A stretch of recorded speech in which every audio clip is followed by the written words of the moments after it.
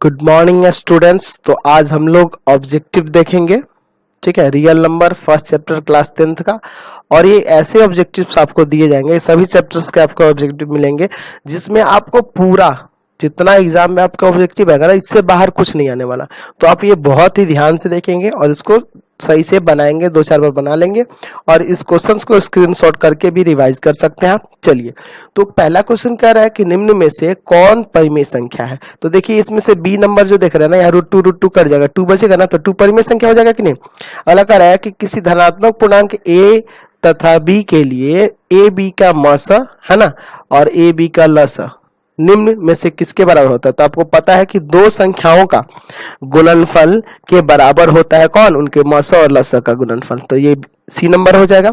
अगला कह रहा है यूक्लिड विभाजन एल्गोरिथ्म दो धनात्मक पूर्णांकों के निम्न में से किसे परिकलित करने की तकनीक है। तो आपको पता है इसे मस निकाला जाता है, महत्तम निकाला जाता है। अगला कह रहा है कि √2 एक संख्या है, तो √2 एक अपरिमेय संख्या है।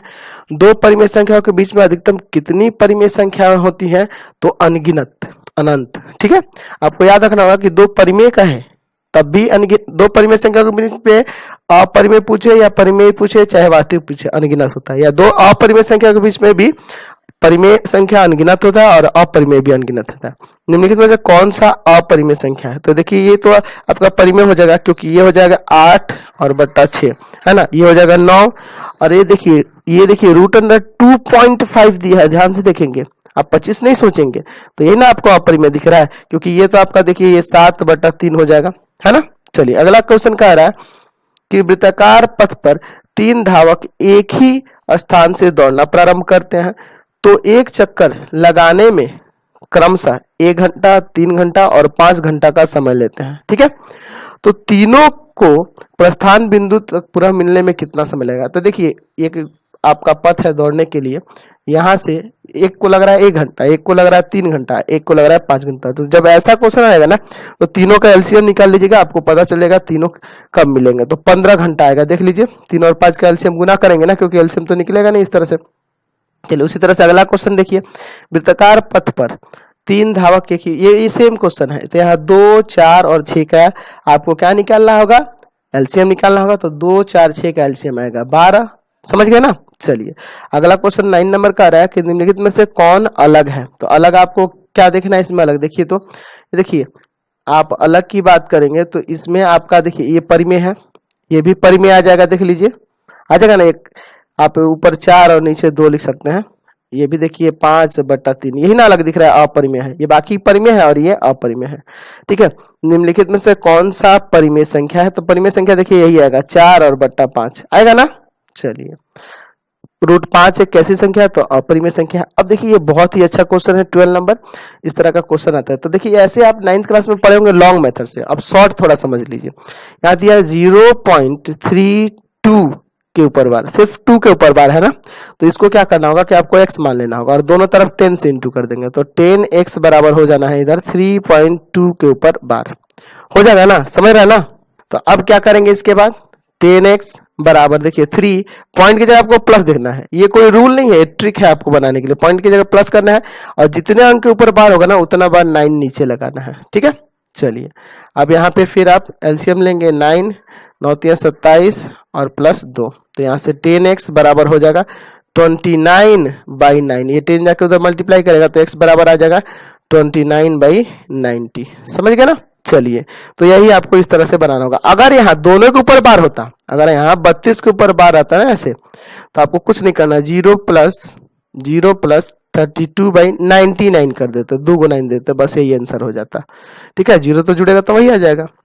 चलिए क्वेश्चन नंबर 13 देखिए, कह रहा है कि 2 तथा 2.5 के बीच की अपरिमेय संख्या निकलनी है। तो जब दो संख्याओं के बीच में एक अपरिमेय संख्या, मान लीजिए a और b दो संख्या दी गई है ना, तो इसके बीच में अपरिमेय संख्या निकालनी होगी। तो √ab यानी √a में b से गुना कर देंगे, तो 2.5 × 5 आएगा ना √। समझ गए ना। चलिए एक निकालना होगा, तो ये आपको रूल पहले भी बता चुके हैं चैप्टर में। निम्नलिखित में से कौन सा कथन सही है यानी सत्य है। दो अपरिमेय संख्याओं का गुणनफल हमेशा अपरिमेय होगा, नहीं ये गलत है। क्योंकि देख लीजिए दो अपरिमेय संख्याओं का गुणनफल परिमेय भी हो सकता है। मान लीजिए √2 में √2 से इंटू करेंगे तो 2 नहीं आ जाएगा। चलिए अगला क्या कह रहा है कि एक परिमेय और एक अपरिमेय का गुणनफल हमेशा अपरिमेय होगा। हाँ यही सही है आपका बी नंबर। चलिए अगला क्वेश्चन कह रहा है यदि n एक प्राकृत संख्या है तथा तब √n बराबर क्या होगा। तो देखिए √1 का वैल्यू तो 1 हो जाएगा, यानी कि ये प्राकृत संख्या प्राप्त होगा। लेकिन जब √2 होगा तो ये तो अपरिमेय होगा, यानी कि कभी प्राकृत प्राप्त होगा और कभी अपरिमेय। जैसे अभी √4 होगा तो 2 हो जाएगा, ये प्राकृत हो गया। लेकिन वही √5 होगा तो ये तो अपरिमेय हो गया, यानी कि दोनों प्राप्त होगा, कभी प्राकृत प्राप्त होगा और कभी अपरिमेय। डी नंबर हो जाएगा। कह रहा है संख्या रेखा पर प्रत्येक बिंदु प्रदर्शित करते, तो वास्तविक संख्याओं को प्रदर्शित किया जा सकता है, क्योंकि आप जानते हैं 9th क्लास में भी पढ़े थे कि संख्या रेखा पर परिमेय संख्या को भी दिखा सकते हैं, अपरिमेय भी, प्राकृत भी, सभी संख्या को दिखा सकते हैं, यानी कि सब क्या है, वास्तविक संख्या का ही ना भाग है। चलिए निम्नलिखित में से कौन सा भिन्न दशमलव प्रसार शांत है, किसका दशमलव प्रसार शांत है, ये आपको बताना है। ठीक है, तो इसको सॉल्व करना पड़ेगा। तो ये बाकी तो नहीं दिख रहा है, ये 700 है, यहाँ भी ये काटिएगा तो आ जाएगा आपका 33/700। 700 का भी करिएगा तो 2 और 5 के पेयर में नहीं आएगा। लेकिन ये देखिए 7 का पावर 3 से इसको काटा जाएगा, क्योंकि 7 का पावर 3 ही 343 होता है। तो नीचे देखिए तो 2 और 5 आ रहा है ना, यानी कि सी नंबर है ना, क्योंकि जब हर में 2 और 5 के गुणज के रूप में है तभी ना होता है वो। चलिए तो चलिए हो गया। अगला क्वेश्चन कह रहा है कि सबसे छोटी पूर्ण वर्ग संख्या जो 16 से 20 से और 24 से प्रत्येक से भाज्य हो जाए, मतलब कि वो पूर्ण वर्ग भी होनी चाहिए और तीनों से विभाज्य होने वाली भी होनी चाहिए। तो जब भी इस तरह का क्वेश्चन हो पहले तीनों का एलसीएम निकाल लीजिए, 16 का, 20 का और 24 का निकालिए। तो 16 का, 20 का और 24 तीनों का एलसीएम निकालना है। 2 से ले जाएंगे 8, 10, फिर यहाँ पे आएगा 12, है ना।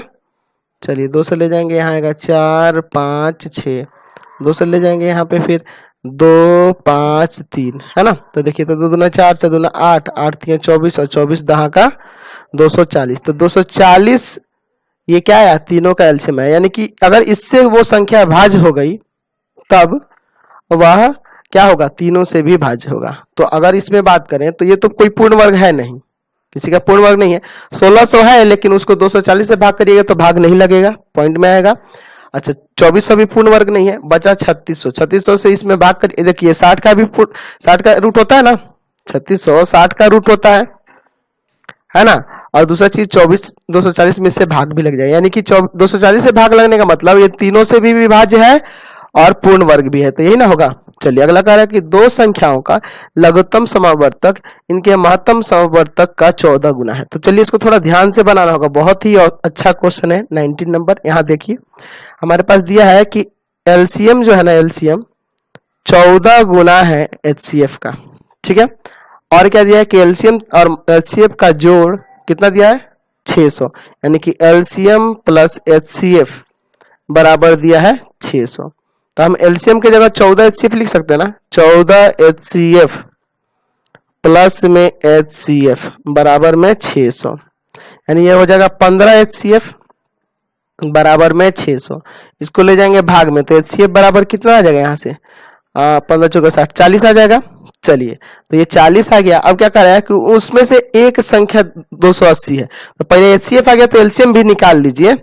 ठीक है, तो चलिए एलसीएम भी यहाँ निकाल लेते हैं, तो इसी में रख देंगे एलसीएम प्लस एचसीएफ की जगह कितना रख देंगे, 40 बराबर में 600। इसको ले जाकर उधर घटा देंगे तो एलसीएम बराबर आ जाएगा 560।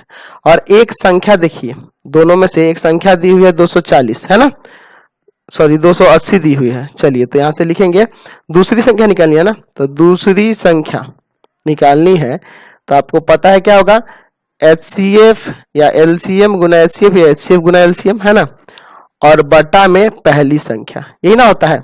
चलिए तो आपके पास एचसीएफ भी है एलसीएम भी है, 40 गुना 560 और पहली संख्या है 280। इससे काट दीजिए, 2 बार में कट जाएगा, 40 दूना कितना आ गया 80, दूसरी संख्या क्या हो गई 80 हो गई। तो ये बहुत ही अच्छा क्वेश्चन था, इसको आप बना लेंगे। अगला कह रहा है कि 23.43 के ऊपर बार है, p बाई क्यू के रूप में लिखना है। तो ये तो आपको बताया है ना, अभी क्या करिएगा 23 पॉइंट की जगह प्लस दीजिएगा, क्योंकि देखिए यहाँ दोनों के ऊपर बार है, तब इसमें टेंशन नहीं इंटू करेंगे, और बार नहीं रहता ना तब करना पड़ता। तो प्लस देके इसको 43 और बाई में 99 कर देंगे। यहाँ एलसीएम लेते हैं तो एलसीएम लीजिएगा तो 99 होगा, ये जाके इसमें गुना करेगा तो आ जाएगा 2277 और प्लस में 43, इसमें इसको जोड़ दीजिए तो आ जाएगा आपका 2320 और बट्टा में 99, यही ना होगा। चलिए अगला इसका पूछ रहा है 21 नंबर में, यहाँ पूछ रहा है √10 इंटू √15। तो एक काम करना, 10 को तोड़ लीजिए 2 इंटू 5, अच्छा 15 को भी तोड़ लीजिए 3 इंटू 5, तो 5 का पेयर बन गया, बाहर निकल गया, तो 5 और √3 दूना 6 हो जाएगा ना, ये 3 दूना 6, 5√6 ये नंबर होगा। पाई एक कैसी संख्या है, तो देखिए ये ऑब्जेक्टिव टाइप का ही हम क्वेश्चन ये दे दिया है फिल इन द ब्लैंक्स के फॉर्म में, ये भी आप ऑब्जेक्टिव के रूप में ही बना सकते हैं। पाई कैसी संख्या होती है, तो अपरिमेय संख्या होती है। चलिए अच्छा 1.34 को परिमेय संख्या के रूप में लिखा जा सकता है, हाँ बिल्कुल लिखा जा सकता है, हाँ लिखना है ना, या लिख के दिखाना है, तो आपको क्या करना होगा कि 134 और बट्टा में 100 काटना होगा, तो काट दीजिए या ऐसे ही छोड़ दीजिए। क्या सभी वास्तविक संख्याएं एक परिमेय संख्या है, सभी वास्तविक संख्याएं नहीं, क्योंकि रूट अपरिमेय भी होता है ना वास्तविक संख्या में, तो ये नहीं हो जाएगा। चलिए अगला पूछ रहा है 1/√3 कैसी संख्या है, तो ये भी तो अपरिमेय है ना, तो ये ऑब्जेक्टिव के फॉर्म में भी हो सकता है, हम इसको फिल इन द ब्लैंक्स के रूप में ले लिए, तो कोई दिक्कत नहीं, आप इसको भी बनाइएगा। और हाँ कोई ऐसा नहीं सोचिएगा कि सर यहाँ पॉइंट हटा रहे हैं और यहाँ बाई में 100 दे रहे हैं, क्योंकि देखिए इसमें क्या था, यहाँ पे बार था इसलिए वैसा कर रहे थे, यहाँ बार नहीं है, समझ गए ना। चलिए कुछ और है, इसको भी देख लीजिए, कह रहा 17/24 का दशमलव प्रसार है ना, ऐसा होगा तो 24 का आप प्राइम फैक्टर करके देखिए, पहले तो देखना होगा कटेगा कि नहीं ना कटेगा। अब इसका करके देखिए, 2 से आ जाएगा 12, 2 से आ जाएगा 6, 2 से आ जाएगा 3, यानी कि 17 बट्टा आ जाएगा 2 का पावर 3 इंटू 3, तो 3 भी आ गया ना, इसलिए ये क्या हो जाएगा, अशांत होगा, 2 और 5 ही आना चाहिए। अच्छा इसको करिएगा तो ये आ जाएगा 11/5 का पावर 2, तो 5 का पावर 2 का मतलब क्या है, शांति ना हो गया। ठीक है, आपको बता रखे हैं कि नीचे या तो 2 आए या 5 आए या दोनों आए तभी शांत होगा, बाकी कंडीशन में अशांत होता है। ये भी देख लीजिए अशांत हो जाएगा क्योंकि यहाँ 3 और 5 आएगा। चलिए अगला इसका बताना है, तो ये तो आपको शांति दिख रहा है, काटिएगा, अच्छा ऐसे भी छोड़ सकते हैं, शांत दिख रहा है ना। चलिए अब देखिए इसके बारे में पूछ रहा है कि क्या एक परिमेय संख्या है, ये पूछ रहा है, तो इसको सॉल्व करिएगा तो पता चलेगा। ये देखिए एक बार प्लस में एक बार माइनस में, तो a square minus B square formula लग जाएगा ना यहाँ, तो 3 का स्क्वायर 9 √3 का स्क्वायर 3 घटेगा, तो रूट तो नहीं आया ना यहाँ, ये परिमेय संख्या ही ना दिख रहा है, हाँ ये परिमेय संख्या है। चलिए अगला ये पूछ रहा है, तो ये तो अपरिमेय दिख रहा है, रूट में है अपरिमेय। चलिए अगला क्या कर रहा है, इसको काट सकते हैं ना, तो काटिएगा तो ये √5 ही ना होगा, तो √5 कैसा है, अपरिमेय है ना, अपरिमेय। चलिए सबसे छोटी अभाज्य संख्या है, तो सबसे छोटी अभाज्य संख्या 2 होती है।